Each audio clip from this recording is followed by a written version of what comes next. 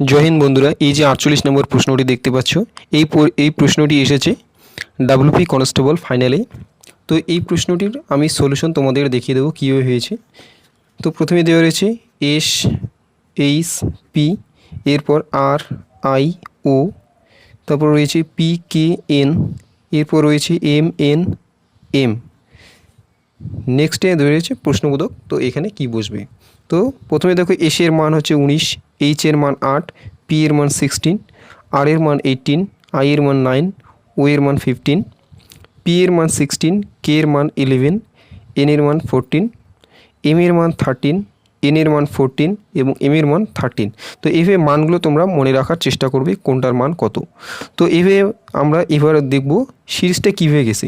তো প্রথমে দেখো 19, তারপরে রয়েছে 18 মাইনাস 1, এরপর 18 থেকে 16 মাইনাস 2, 16 থেকে 13 মাইনাস 3, তাহলে এর পরের সংখ্যাটা হবে আমাদের -4।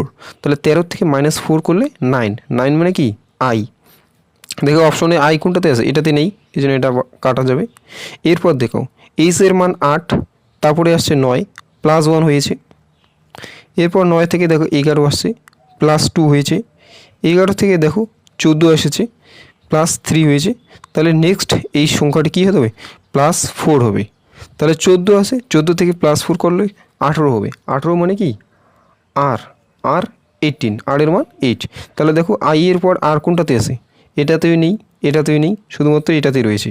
তার মানে এটা হচ্ছে সঠিক অ্যান্সার। তো এখানে উত্তর হয়ে যাবে আই আর এল, পরেরটা আমাদের আর খুঁজতে হবে না।